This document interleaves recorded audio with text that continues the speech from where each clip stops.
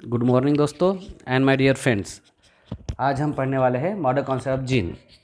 इसका मतलब है कि हमारे साइंस में या जेनेटिक्स में दो तरह के कॉन्सेप्ट ऑफ जीन के, एक है classical concept of gene, one है मॉडर्न कॉन्सेप्ट ऑफ जीन। हमने जीन स्ट्रक्चर में क्लासिकल कॉन्सेप्ट ऑफ जीन पिछले लेक्चर में पढ़ा। अब हम पढ़ेंगे modern concept of gene. Okay, so let's start modern concept of gene.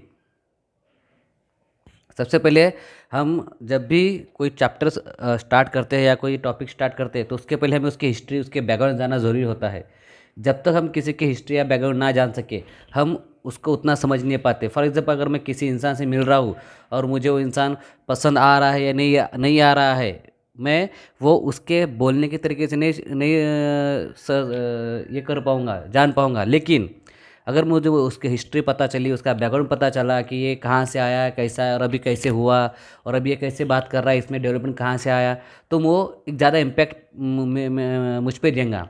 वो इंसान एक ज़्यादा इम्पैक्ट देंगे अगर मुझे उसकी हिस्ट्री और बैकग्राउंड पता चली तो। उसी तरह से अगर कोई टॉपिक जब मैं पढ़ता हूँ, अगर टॉपिक की हिस्ट्री और मुझे बैकग्राउंड पता चलेंगे तो मैं उस टॉपिक को अच्छे से समझ सकता हूँ और उसके बारे में आगे मैं खुद अपने लॉजिक लगा सकता हूँ, अपने तर्क वितर्क लगा सकता हूँ या फिर अपने उसमें मॉडिफिकेशन कर सकता हूँ। इसलिए हमें हिस्ट्री और बैकग्राउंड जानना ज़रूरी है। तो सबसे पहले हम जीन, ये जो टर्म है, ये जो जिस साइंटिस्ट ने कॉइन किया, मतलब इस्तेमाल किया, वो थे डब्ल्यू जॉनसन 1909। फिर E.R. गोराड ने propose one gene one product hypothesis.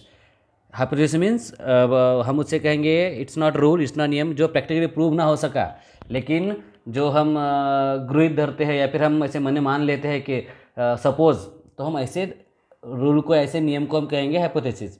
फिर 1911 में T.H. मॉर्गन ने जीन थ्योरी प्रपोज की। उन्होंने कहा कि gene is a basic unit of structure, basic unit of function and structure. फिर यल पॉलिंग एंड इन ग्राम ने 1949 में जीन्स का रोल इस्टेब्लिश किया इन प्रोटीन सिंथेसिस। फिर उन्होंने कहा कि प्रोटीन सिंथेसिस के लिए जीन ज़रूरी है।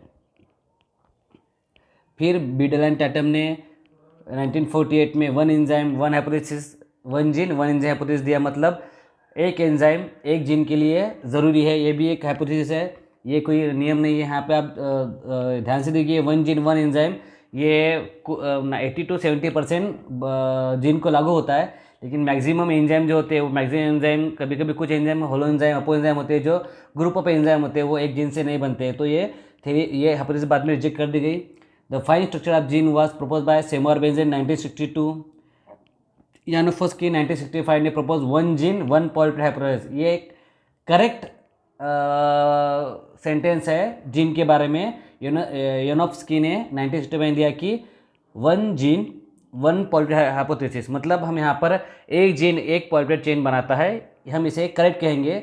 फिर वो पॉलिपेप्टाइड चेन चाहे दो मिलके एंजाइम बनाए या तीन मिलके एंजाइम बनाए या फिर दो प्रोटीन बनाए, it depend upon other criteria, लेकिन वन पॉलिपेप्टाइड और one gene it is the correct theory. फिर सटन ने जीन कॉन्सेप्ट दिया जो अभी हम फॉलो करते हैं, मॉडर्न कॉन्सेप्ट ऑफ जीन। तो एक समरी है इवोल्यूशन ऑफ जीन कॉन्सेप्ट की कि 1860 मेंडल ने बताया कि एक यूनिट फैक्टर है जो कंट्रोल करता है हमारा फिनोटाइपिक कैरेक्टर। फिर सर A.G. गैराट ने 1902 में one gene one metabolic block theory बताया। फिर 1940 में बीडल एंड टैटम में one gene one enzyme theory बताए।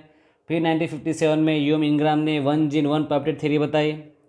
फिर 1916 में यानोफ्स्की एंड कोरकर में gene is a unit of recombination, gene is a unit of recombination.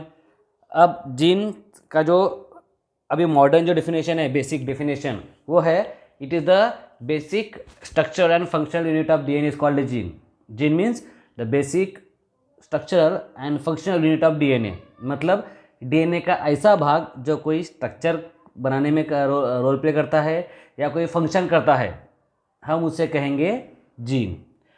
इन 1914 तक जीन एक बस इसलिए कहा जाता था कि जीन हमारा इनहेरिटरी मटेरियल है, मतलब जो बस हमारे जनरेशन जाता है, जो हमारे जेनेटिक इनहेरिटरी कंट्रोल करता है। लेकिन बाद में जब धीरे धीरे स्टडी होती गई तो पता चला कि जीन ना ही हमको इनहेरिटेंस देता है, बल्कि हमारे बॉडी को कंट्रोल करता है, क्योंकि हमारा सबसे बॉडी का बेसिक DNA का स्ट्रक्चर फंक्शन यूनिट है। फिर उसके बाद में जीन से रिलेटेड अलग टर्म्स आने लगे, जैसे मीटॉन, सिस्ट्रॉन, रेकॉन, ये क्यों आने लगे? क्योंकि जैसे जीन के फंक्शन पता चलने लगे वैसे वैसे जीन के अलग अलग पार्ट्स आने लगे। मतलब जो मॉडर्न कॉन्सेप्ट जीन है यही से स्टार्ट होता है, क्योंकि हमें बाद में कुछ सालों बाद पता चला कि जीन बस इनहेरिटेंस नहीं करता है, ये हमारे बॉडी को फिनोटाइपिक कैरेक्टर कंट्रोल नहीं करता है, बल्कि ये बहुत सारे काम अलग अलग काम करता है। इसलिए फिर हमने जीन के अलग अलग पार्ट्स दिखाए, मतलब अलग अलग रूप दिखे। उसका एक रूप का एग्जांपल रेकॉन मतलब स्मॉलेस्ट यूनिट ऑफ डीएनए, मतलब डीएनए का छोटा भाग जो क्रॉसिंग और रिकॉम्बिनेशन करता है। अब देखिए माय डियर स्टूडेंट्स, क्रॉसिंग और रिकॉम्बिनेशन ये इवोल्यूशन का भी ज़रूरी है। ये मियोसिस 1 में होता है। ओके, जब तक हमारे डीएनए में क्रोमोसोम में क्रॉसिंग और या डीएनए में क्रॉसिंग और रिकॉम्बिनेशन नहीं होगा तब तक म्यूटेट आएंगे नहीं, इवोल्यूशन होगा नहीं। इसलिए ये रिकॉम्बिनेशन क्रॉसिंग होने के लिए जीन का जो भाग ज़रूरी होता है, जो क्रॉसिंग और रिकॉम्बिनेशन करता है या उसमें मदद करता है, हम उसे कहेंगे रेकॉन, या उस पार्ट को कहेंगे जहाँ पे रिकॉम्बिनेशन होता है, उस डीएनए का भाग जहाँ से कट होता है और फिर अलग होके जुड़ते हैं। मतलब कट एंड पेस्ट, मतलब वो copy and error choice hypothesis देखे होंगे आपने, सुने होंगे कि रिकॉम्बिनेशन थ्योरी में कि वहाँ पे कट होता है फिर वो जॉइन होते हैं। ओके, तो ये जो पार्ट है डीएनए का जहाँ पे कट एंड जॉइन होता है, उस डीएनए के भाग को हम कहेंगे रेकॉन, जहाँ पे रिकॉम्बिनेशन सबसे ज़्यादा होता है। फिर एम्यूटॉन, मतलब डीएनए का ऐसा भाग जहाँ पे सबसे ज़्यादा म्यूटेशन होते हैं। अब मेरे प्यारे स्टूडेंट्स, आपको ये भी बता दूँ कि म्यूटॉन हमारे लिए कितना ज़रूरी है। अगर म्यूटॉन ना होता तो आज हम ह्यूमन इवॉल्व नहीं हो पाते। आज हम जो भी इवॉल्व हुए वो म्यूटेशन की वजह से हुए हैं, म्यूटेशन और रिकॉम्बिनेशन की वजह से। ओके, तो ये म्यूटेशन ज़रूरी है। कोई जैसे फॉर एग्जांपल हमारा नियरेस्ट जो हमसे नियरेस्ट जो हमारा एंसेस्टर है, जैसे हम अपना पूर्वज, जिसे हम अपना पूर्वज मानते हैं, वो है बंदर, या फिर हम गोरिल्ला ले सकते हैं जिसका क्रोमोसोम नंबर 48 है, हमारा क्रोमोसोम नंबर 46 है। ओके, तो इसमें क्या हुआ कि म्यूटेशन होने की वजह से उसके 2 क्रोमोसोम लॉस हो गए, या फिर क्रोमोसोम अनफंक्शनल हो गए, 2 क्रोमोसोम डिलीट हो गए, या 2 क्रोमोसोम पेयर चले गए। तो वो 2 क्रोमोसोम पेयर जाने की वजह से उस 2 क्रोमोसोम के ऊपर जो कुछ कैरेक्टर थे जीन्स के, जैसे गोरिल्ला के बाल बहुत ज़्यादा है, उसकी पूंछ है, उसके दांत बड़े, उसके नाखून बड़े, उसके हाथ बड़े हैं, वो हाइट में बड़ा है, ये सारे कैरेक्टर हमारे कम हो गए और हम ह्यूमन बीइंग बन गए, होमो सेपियन। तो ये किस लिए हुआ? म्यूटेशन की वजह से हुआ। अब हम तीसरा पार्ट देंगे सिस्टॉन। सिस्टॉन मतलब इट यूनिट ऑफ फंक्शन, मतलब जो हमारे बॉडी में फंक्शन रोल प्ले करता है, कि कोई भी फंक्शन, जीन का वो भाग जो कोई फंक्शन करता है, हम उसे कहेंगे सिस्ट्रॉन। फिर एक कॉम्प्लॉन, एक नया टर्म है, it is unit of complementation. मतलब जब उस जीन का एक ही भाग होगा, जैसे मैं आपको अपने मेंडल केस में देखा, मेंडल थ्योरी में और लॉ में दिखाऊंगा कि टॉल के लिए हमने कैपिटल टी स्मॉल टी लिया। तो अगर सपोज अभी हम मेरे बॉडी में एक जीन आया है और एक जीन नहीं आया है, या फिर टी का एक ही पेयर आया, दूसरा पेयर नहीं आया है, तो ऐसे वक्त में जो एक पेयर है वो दूसरे की कॉम्प्लीमेंट करता है, मतलब उसको उसकी जगह लेता है, या उसका कॉम्प्लीमेंट, उसका काम फॉलो करता है। हम कहते हैं ना कि कभी हम किसी तारीफ़ करते हैं तो वो कहता है थैंक्स फॉर द कॉम्प्लीमेंट मतलब हम उसको काम करने प्रोत्साहित करते हैं, या फिर हम कहते हैं यार तुम कितनी सुंदर दिख रही हो, या आपका काम बहुत अच्छा है। तो इससे क्या होता है, कॉम्प्लीमेंट देने की वजह से वो काम करने की उसकी इच्छा और बढ़ती है, वो और एक्टिवली काम करता है। तो जो कॉम्प्लीमेंट करते हैं जीन किसी को, तो ये जो कॉम्प्लीमेंट करने वाले जीन है, हम उसे कहेंगे कॉम्प्लॉन जीन। ओके, अब जीन की डिफिनेशन क्या थी? Classical unit of function, recombination, mutation. ये भी हमने कहा था कि classical concept gene introduced by सट्टन in 1902 and was elaborated bye Morgan in 1913, bridge in 1923, Muller 1927 and other, which outline as follows. Gene are discrete particle inherited Mendelian fashion that occupies a definite locus in the chromosome and responsible for expression of specific phenotypic character. ये हमारा classical concept of gene. इसमें correctly elaborate किया गया है कि gene एक हमारे body का एक पार्टिकल है जो हमारे इनहेरिटेशन मदद करता है मेंडेलियन फैशन में, जो मेंडल के रूल फॉलो करता है, और जो हमारे बॉडी के एक्सप्रेशन जो है स्पेसिफिक कैरेक्टर होंगे, या फिर जैसे मेरा हंसना, मेरा आँखें, मेरी हाइट, मेरे बाल, या फिर आपके जो भी कैरेक्टर होंगे, आपके जो बाहर से दिखते हैं फिजिकल कैरेक्टर, उन कैरेक्टर को कंट्रोल करने वाला जो यूनिट है या जो पार्टिकल है, हम उसे कहेंगे जीन। ये हो गया हमारा क्लासिकल कॉन्सेप्ट।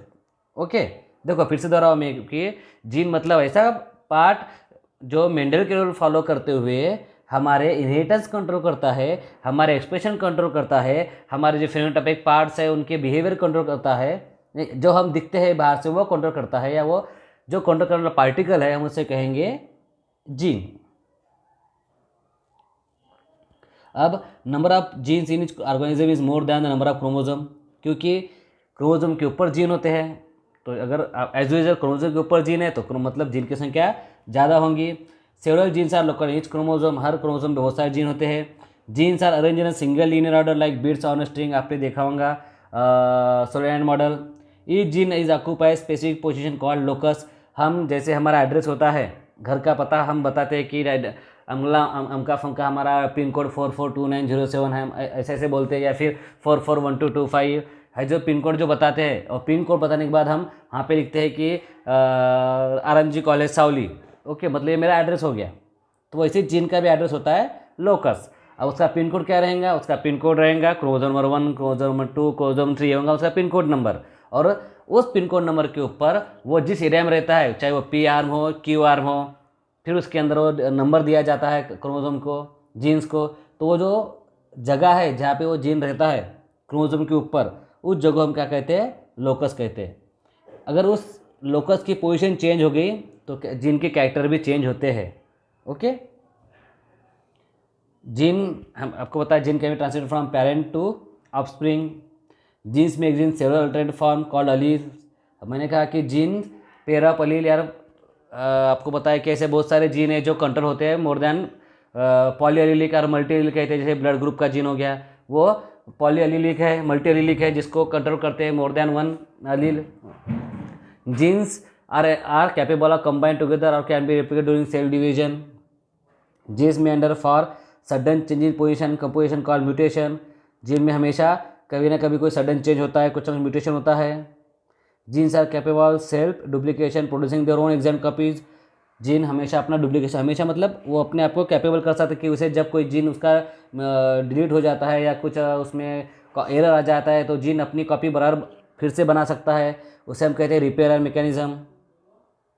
अब मॉडर्न डिफरेंशिएशन ऑफ जीन जो हम आज पढ़ने वाले हैं कि gene is the unit of genetic information that is the DNA that specify one polypeptide.